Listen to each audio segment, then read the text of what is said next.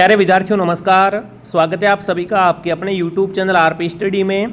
तो जो भी विद्यार्थी सीईटी की तैयारी कर रहे हैं दोस्तों, सीईटी की तैयारी करने वाले सभी विद्यार्थियों के लिए आज मैं आप सबके सामने दोस्तों मॉडल पेपर लेके आ चुका हूं कि सीईटी का जो एग्ज़ाम होगा उसमें राजस्थान जीके से, इंडिया जीके से प्रश्न जो आएंगे वो किस टाइप से आएंगे और कौन कौन से प्रश्न है वो इम्पोर्टेंट है।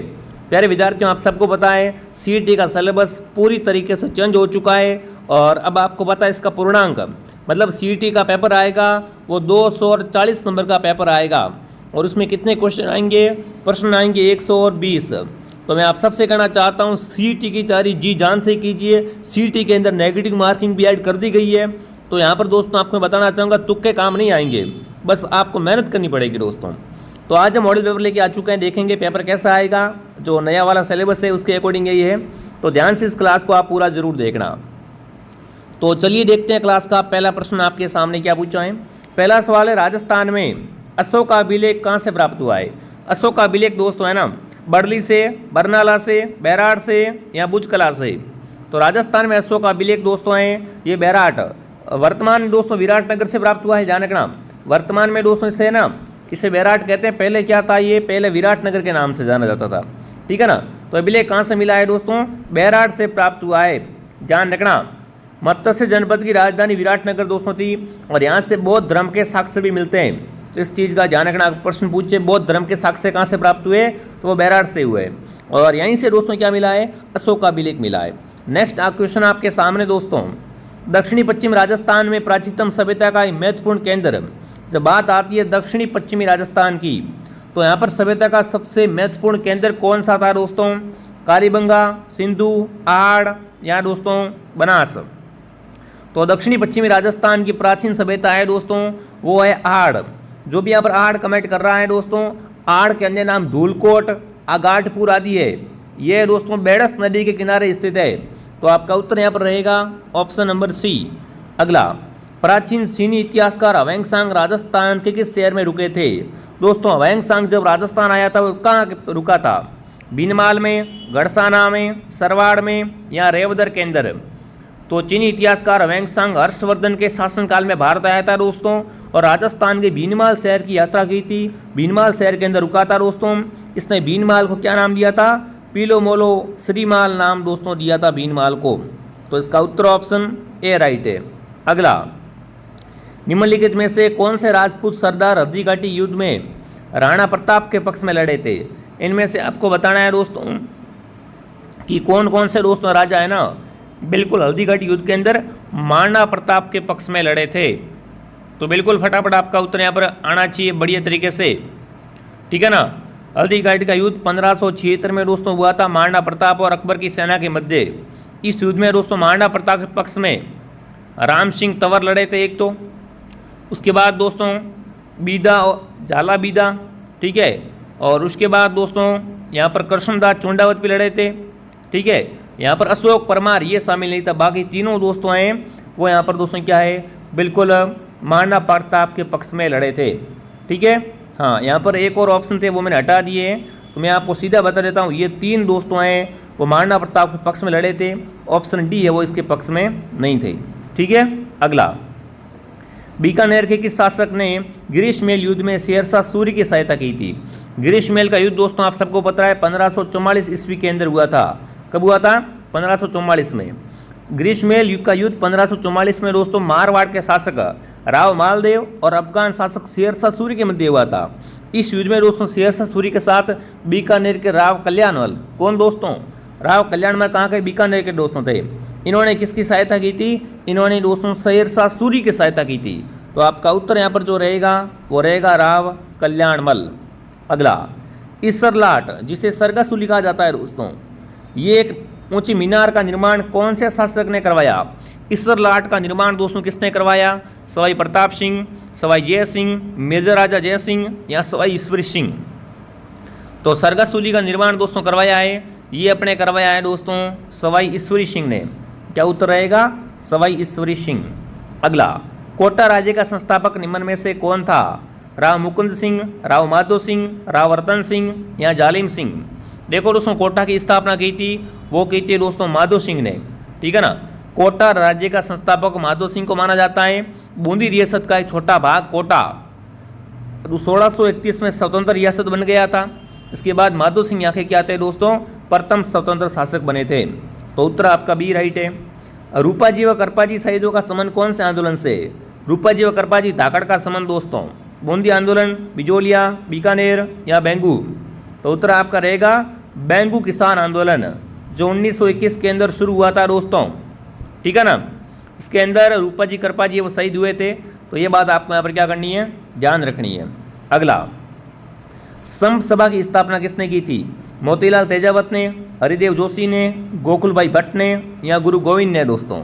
तो गोविंद गृह ने भारत के एक सामाजिक और धार्मिक सुधारक थे दोस्तों, जिन्होंने राजस्थान व गुजरात के आदिवासी बहुल सीमावर्ती क्षेत्रों में भगत आंदोलन चलाया था। और इन्होंने विद्यार्थियों 1883 के अंदर संप सभा की स्थापना भी की थी। तो आपका उत्तर रहेगा गोविंद गिरी। क्या रहेगा उत्तर? गोविंद गिरी।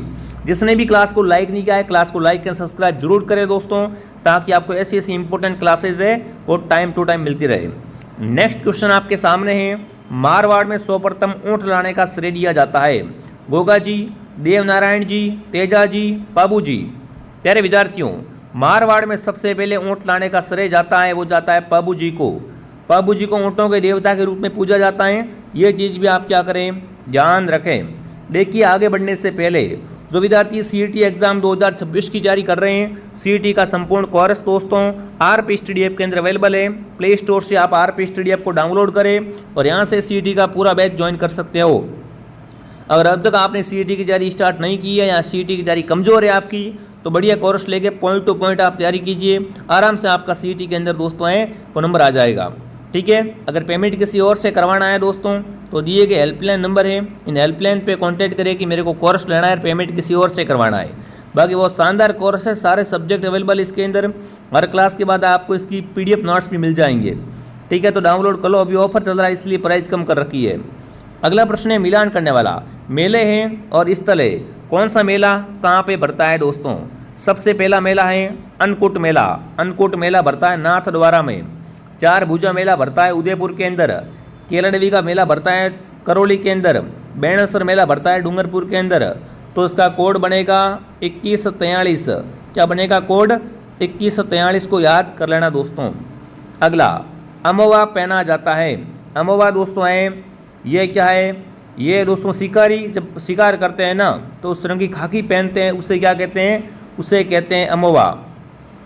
जब शिकार करने जाता है ताकि जानवर को पता न चले, तो उस जैसी वनस्पति होती है ना, वैसा कलर का वस्त्र पहन लेते हैं, तो उसे क्या कहते हैं? अमवा कहा जाता है। अगला है, विशुद्ध राजस्थानी चित्रकला का जन्म हुआ था। विशुद्ध राजस्थानी चित्रकला का जन्म दोस्तों 1500 ईस्वी के अंदर हुआ था। कब हुआ था? 1500 ईस्वी के अंदर। नाहरगढ़ दुर्ग में अपनी रानियों के हेतु 9 महल का निर्माण किसने करवाया? प्यारे साथियों, राजस्थान में एक समान 9 महल बने हुए हैं नाहरगढ़ के अंदर, और नाहरगढ़ है वो जयपुर के अंदर है दोस्तों। 9 रानियाँ जी तो एक समान 9 महल बना दिए, क्योंकि अगर एक के भी थोड़ा बहुत चेंज हो जाए तो वो रानी रूठ जाती है। तो इनके ऐसा महल और मेरे ऐसा महल, तो जो भी चीज़ लाते थे 9 एक समान लानी पड़ती थी। तो उन्होंने 9 दोस्तों क्या है, एक समान महल बनवाए थे। तो वो किसने बनवाए थे? नाहरगढ़ दुर्ग में एक समान 9 महल दोस्तों हैं, वो सवाई माधो सिंह ने अपनी 9 पासवानों के लिए बनवाए थे। तो यहाँ पर आपका उत्तर रहेगा सवाई माधो सिंह। क्या रहेगा उत्तर? सवाई माधो सिंह। अग्नि नृत्य किया जाता है नाथ संप्रदाय द्वारा, खाकी संप्रदाय द्वारा, जसनाती संप्रदाय द्वारा, कालबेलियों के द्वारा। प्यारे साथियों, अग्नि नृत्य है ये अपने जसनाती संप्रदाय के द्वारा किया जाता है। इसका उद्गम की बात करें, उसका उद्गम कहाँ से हुआ है? तो इसका उद्गम कत्रियासर बीकानेर से हुआ है दोस्तों। इसके नर्तकी जसनाथ संप्रदाय के अनुयायी जाट सिद्ध कबीले के लोग होते हैं। तो आपको ध्यान रखना है, ऑप्शन नंबर सी आपका करेक्ट हो जाएगा, ठीक है। अगर आप चाहते हो कि आपकी सीईटी पहली बार में निकल जाए और आप रोजाना सीईटी के इंपॉर्टेंट क्वेश्चन पढ़ो, तो चैनल को सब्सक्राइब जरूर करना दोस्तों। इससे भी शानदार क्लास लेके आऊँगा। तोरावाटी, राजावाटी और नागरचोल किसकी उपबोलियाँ हैं? तोरावाटी, राजावाटी, नागरचोल, ढूंढाड़ी की क्या है दोस्तों? उपबोलियाँ होती है प्यारे साथियों। तो सी को राइट करेंगे। अगला, विजयदान देथा का संबंध था बीकानेर से, जैसलमेर से, जोधपुर ग्रामीण से, प्रतापगढ़ से। तो विजयदान देथा की दोस्तों बात करें, इनकी कृतियाँ हैं बातारी फुलवारी, बापू के 3 हथियारे, है ना, बिल्कुल, चौधरायन की चतुराई, सुविधा और अलेकू हिटलर। तो यहाँ पर जो आपका उत्तर रहेगा वो रहेगा दोस्तों जोधपुर ग्रामीण, ठीक है ना। बिल्कुल, एक गाँव है बोरुंदा, बोरुंदा जोधपुर ग्रामीण के अंदर आता है, यहीं पे इनका जन्म हुआ था दोस्तों। अगला है पत्रमा रोली कहाँ की प्रसिद्ध है? अजमेर, करौली, बीकानेर, बाड़मेर। बाड़मेर की पत्रमा रोली दोस्तों है, ये विशेष ख्याति है। यहाँ पे इस मौके पे इलू जी की बारात निकाली जाती है और बाद में रोने बिलखने की दोस्तों है वो दोस्तों परिवर्तित हो जाती है जब पत्थरमा रोली खेलते हैं तब। तो पत्थरमा रोली है वो आपकी रहेगी बाड़मेर की, sorry Barmer option number D में है ना, डी ऑप्शन आपका राइट है। अगला है कुंभलगढ़ दुर्ग का निर्माण किसने करवाया? कुंभलगढ़ दुर्ग की दीवार है ना दोस्तों, वो विश्व की दूसरी सबसे बड़ी दीवार मानी जाती है जो कि बहुत प्रसिद्ध है। तो यहाँ पर आप कमेंट करेंगे कुंभलगढ़ दुर्ग है कहाँ पर? कुंभलगढ़ दुर्ग राजसमंद के अंदर दोस्तों है, ठीक है ना। राणा कुंभा ने अपने प्रसिद्ध शिल्पी मंडन के नेतृत्व में, ठीक है ना, 1458 के अंदर दोस्तों क्या करवाया था?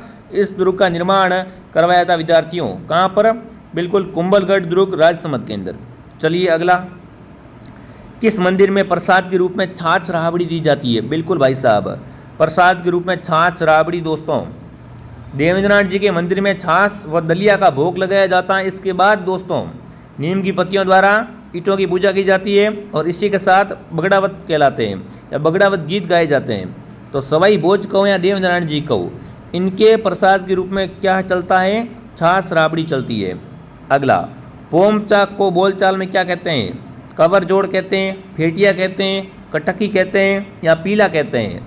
तो प्यारे साथियों, पोम सा वो स्थिति परिधान है और इसको अपनी बोलचाल के अंदर पीला कहा जाता है, ठीक है। ये पुत्र के जन्म के समय दोस्तों ओढ़ा जाता है। 66 छतरियों से युक्त चारबाग किस शहर के अंदर है? 66 छतरियों युक्त थोड़ा सा गला खराब हो गया है दोस्तों, ठीक है, मौसम चेंज हो रहा है तो कोई बात नहीं, रेगुलर क्लास आती रहेगी, आप बेफिक्र रहो। 66 छतरियों से युक्त चारबाग की छतरी दोस्तों है ना, ये छतरी अपने ये कोटा और बूंदी के अंदर है। तो यहाँ पर ऑप्शन आपका रहेगा बूंदी। अगला, राजस्थान की एकमात्र आदिम जनजाति, बिल्कुल फटाफट कमेंट करेंगे साथियों।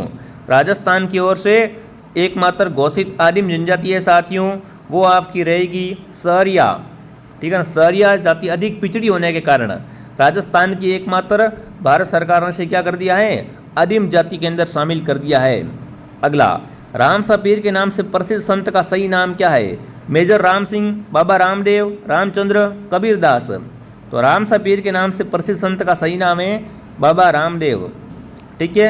सिक्किम, मणिपुर, मिजोरम, त्रिपुरा में कौन सा राज्य कर्क रेखा के उत्तर में अवस्थित है दोस्तों?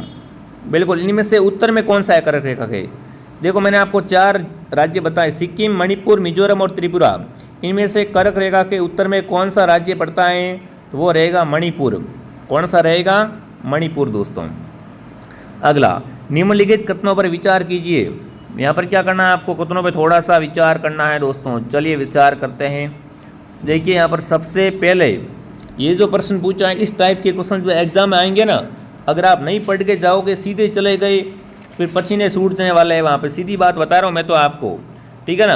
अब यहाँ पर क्या करना है दोस्तों? आपको मिलान करना है। तो चलो मिलान करते, कोई बड़ी बात नहीं है, डरने वाली बात तो इसमें है ही नहीं। सबसे पहले दोस्तों ब्रह्मसोंत है, इसका संबंध है सयाजी से, और वलित का संबंध रहेगा हिमालय से, अवशिष्ट का संबंध दोस्तों है नीलगिरी से, ज्वालामुखी का संबंध रहेगा राजमहल पहाड़ियों से, ठीक है। इस तरीके से मिलान होगा। निम्नलिखित कथनों पर फिर से क्या करना है दोस्तों? आपको मिलान करना है। एक तरफ झीलें हैं और एक तरफ राज्य है। कौन सी झील किस राज्य के अंदर है? उमियाम झील दोस्तों है मेघालय के अंदर, और चोलामू झील है सिक्किम के अंदर, चपनाला झील है असम के अंदर, और देवताल झील है उत्तराखंड के अंदर। तो यहाँ पर आपका कोड बनेगा 1 2 3 4, ठीक है। अगला, कावेरी जल विवाद किन राज्यों के मध्य बना हुआ है? कावेरी जल विवाद दोस्तों है ये प्यारे साथियों कर्नाटक और तमिलनाडु के मध्य है। इनके मध्य है कर्नाटक और तमिलनाडु। चित्रकूट जलप्रपात किस राज्य के अंदर है? चित्रकूट जलप्रपात दोस्तों छत्तीसगढ़ राज्य के बिस्तर जिले के इंद्रावती नदी पर स्थित है। तो आपका उत्तर यहाँ पर रहेगा, वो रहेगा छत्तीसगढ़। क्या रहेगा? छत्तीसगढ़ दोस्तों। अगला प्रश्न आपके सामने, थार के मरुस्थल में प्रमुख वनस्पति कौन सी होती है? बबूल, खेजड़ी, कीकर या सभी? तो देखो विद्यार्थियों, जब थार के मरुस्थल की बात आती है, यहाँ छोटे छोटे पौधे, कंटीली झाड़ियाँ, बबूल, खेजड़ी, कीकर, नागफली आदि पाए जाते हैं। और सेवन घास भी दोस्तों यहाँ पर पाई जाती है। तो यहाँ पर आपका उत्तर रहेगा ऑप्शन डी। ठीक है, आगे बढ़ने से पहले जिन्होंने भी कोर्स ज्वाइन नहीं किया है दोस्तों, देखिए कोर्स में फिलहाल ऑफर चल रहा है, प्राइस कम की हुई है, तो इस कोर्स का फायदा उठाइए, बढ़िया तरीके से नोट्स वोट्स बनाओ और सीटी इस बार निकाल लो। सीटी में आगे बहुत सारी अच्छी अच्छी वैकेंसी आएगी, तो उनकी भी मैं तैयारी करवा दूंगा आपको। बस हमारे साथ निरंतर जुड़ो, सारी क्लासें देखो दोस्तों, और इस कोर्स को बढ़िया तरीके से ज्वाइन करके तैयारी स्टार्ट कर दो। अगला, राजस्थान में स्वतंत्र प्राप्ति के समय कितनी रियासतें थी दोस्तों? बिल्कुल यहाँ पर पूछा है, राजस्थान में स्वतंत्र प्राप्ति के समय कितनी मिलें थी? रियासतें पूछे तो 19 थी, पर मिलें अगर आपसे पूछे कितनी मिलें दोस्तों थी, तो यहाँ पर दोस्तों 11 मिलें थी। कितनी मिलें दोस्तों थी? स्वतंत्र प्राप्ति से पूर्व राजस्थान में केवल 7 सूती वस्त्र मिलें थी, 2 सीमेंट फैक्ट्रियाँ थी और 2 चीनी मिलें थी। कितनी हो गई टोटल? टोटल 11 हो गई। ठीक है, भूजल उपलब्धता है वो जल स्तर के आधार पर राज्य को किन खंडों के अंदर विभक्त किया गया है दोस्तों? देखिए विद्यार्थियों, भूजल उपलब्धता व जल स्तर के आधार पर राज्य को कितने दोस्तों 595 खंडों के अंदर विभक्त किया गया है। इसमें 206 ब्लॉक है वो चिंताजनक स्थिति में, तो यहाँ पर आपका उत्तर रहेगा 595। ठीक है, राजस्थान के निम्नलिखित अंतर्राष्ट्रीय व अंतर्राज्यीय सीमा पे जिले हैं। बिल्कुल, अंतर्राष्ट्रीय भी लगती है, अंतर्राज्यीय भी लगती है, दोनों दोस्तों। तो राजस्थान के 2 जिले ऐसे हैं, बाड़मेर और गंगानगर। बाड़मेर और गंगानगर दोस्तों, तो यहाँ पर बाड़मेर ऑप्शन क्या रहेगा? सही रहेगा। अगला प्रश्न, अरावली पर्वतमाला का दक्षिणतम बिंदु कौन सा है? अरावली का दक्षिणतम बिंदु दोस्तों है वो रहेगा खेड़ बर्मा। ठीक है, अरावली पर्वतमाला विश्व के सबसे प्राचीन पर्वत श्रृंखलाओं में से एक है, जो दक्षिण में गुजरात के खेड़ बर्मा से उत्तर से दिल्ली तक दोस्तों रायसीना तक फैली हुई है। इसकी टोटल लंबाई 692 किलोमीटर है और राजस्थान में अरावली की लंबाई है 550 किलोमीटर। ठीक है, अगला, निम्नलिखित में से कौन सा सुमेलित नहीं है? माई की सहायक जाखम, बनास की मेज, चंबल की पार्वती, लोणी की सूखड़ी। तो बनास नदी की दोस्तों बात करें, इसकी सहायक नदी मेज नहीं है। ठीक है ना, बनास नदी का उद्गम कहाँ से होता है साथियों? बिल्कुल खमनोर की पहाड़ी राजसमंद से होता है। अगला, सरदार सरोवर परियोजना निम्नलिखित में से किन किन जिलों की संयुक्त परियोजना है? सरदार सरोवर परियोजना गुजरात, महाराष्ट्र, मध्य प्रदेश, राजस्थान की संयुक्त है, तो यहाँ पर आपका उत्तर रहेगा ऑप्शन नंबर ए। अगला है, राजस्थान को वाल्मीकि द्वारा रामायण में किस नाम से परिभाषित किया गया है? राजस्थान को वाल्मीकि ने क्या कहा है दोस्तों? वाल्मीकि द्वारा रामायण ग्रंथ में राजस्थान को मरुकांतार नाम से संबोधित किया गया है, तो उत्तर आपका रहेगा मरुकांतार। ठीक है, अगला है, सौर वेधशाला किस झील के अंदर है? सौर वेधशाला दोस्तों है बिल्कुल फतेह सागर झील का निर्माण जय सिंह ने करवाया था दोस्तों। ठीक है, उसका पुनर्निर्माण है वो फतेह सिंह ने करवाया था, तो इसलिए इसका नाम फतेह सागर है। और यहीं पे क्या बनी हुई है? यहीं पे दोस्तों सौर वेधशाला है। राजस्थान का भारत के कुल सतही संसाधनों में से कितना % जल का योगदान है? जल की बात जब भी दोस्तों आती है सतही जल में, तो उसमें से राजस्थान है वो 1.16%। ठीक है, अगला, 42वें संविधान संशोधन में 10 मौलिक कर्तव्य कब जोड़े गए? 42वां संविधान संशोधन आप सबको पता है साथियों। ठीक है ना, अच्छे से आपको यहाँ पर क्या करना है, थोड़ा सा ध्यान रखना है कि जो 42वां संविधान संशोधन हुआ था, ठीक है ना, उसमें दोस्तों बिल्कुल जो मूल कर्तव्य अपने जोड़े गए थे 10, वो 1976 के अंदर जोड़े गए थे। कब जोड़े गए थे? 1976 के अंदर। नीति निर्देशक तत्व क्या है? वाद योग्य है, अवाद योग्य, कठोर, लचीले। नीति निर्देशक तत्व दोस्तों हैं वो अपने संविधान के भाग 4 के अंदर है, और ये क्या है? अवाद योग्य है। ठीक है, अगला, कौन मूल अधिकार के अंतर्गत नहीं आते हैं? स्वतंत्रता का अधिकार, समानता का अधिकार, संपत्ति का अधिकार, शोषण के विरुद्ध अधिकार। इनमें से मूल अधिकार में कौन नहीं आता है दोस्तों? तो संपत्ति का अधिकार जो है ना, ये प्यारे साथियों, संपत्ति के अधिकार को 44वें संविधान संशोधन 1978 के द्वारा दोस्तों कानून बना दिया गया है, तो ये अपने मूल अधिकार के अंदर नहीं आता है। अगला, उद्देश्य प्रस्तावना को संविधान में किसने रखा? उद्देश्य प्रस्तावना को संविधान में रखा था दोस्तों नेहरू जी ने। किसने रखा था? बिल्कुल पंडित जवाहरलाल नेहरू ने 13 दिसंबर 1946 को रखा था। ठीक है, अगला, राजस्थान में पंचायत राज व्यवस्था कितने स्तर की है? राजस्थान में पंचायत राज है 3 स्तरीय, ग्राम स्तर, पंचायत स्तर, जिला स्तर। तो यहाँ पर आपका उत्तर रहेगा त्रिस्तरीय। राजस्थान लोकसेवा आयोग का गठन कब हुआ? राजस्थान लोकसेवा आयोग का मुख्यालय अजमेर के अंदर दोस्तों है, और इसके प्रथम अध्यक्ष सर एस.के. घोष थे। ठीक है, अब इसकी स्थापना जयपुर के अंदर की गई है। कब की गई दोस्तों? तो 20 अगस्त 1949 को। अगला है राजस्थान हाईकोर्ट में सबसे लंबे समय तक सेवा करने वाले प्रथम न्यायाधीश। सबसे लंबे समय तक सेवा करने वाले प्रथम न्यायाधीश दोस्तों थे, वो अपने कौन थे? फटाफट कमेंट करेंगे। बिल्कुल, राजस्थान हाई कोर्ट के अंदर दोस्तों लंबे समय तक सेवा कर देने वाले अपने प्रथम न्यायाधीश कौन थे? और बाकी जिसने भी क्लास को लाइक नहीं किया है, क्लास को लाइक किया करो दोस्तों। क्लास हमारी डेली शाम को 9 बजे आती है भैया, ठीक है। 9 बजते ही आपको हमारी क्लास के अंदर क्या है दोस्तों, ऐड हो जाना है। तो इसका उत्तर यहाँ पर रहेगा कैलाश नातुवाचु, ठीक है। हाँ, तो ये आज की क्लास थी। फटाफट कमेंट करेंगे क्लास कैसे लगी दोस्तों। क्लास अगर आपको पसंद आई है तो क्लास को लाइक शेयर सब्सक्राइब जरूर करें प्यारे साथियों, ठीक है। आपके लाइक शेयर से मोटिवेशन मिलता है। बाकी इससे भी बढ़िया बढ़िया क्लासें मैं आपके सामने प्रस्तुत करूंगा साथियों, ठीक है। आपका सपोर्ट आपका प्यार यूं ही बना रहे। बाकी मैं आपको दोस्तों मिलता हूं नेक्स्ट क्लास में, ठीक है। जय हिंद जय भारत।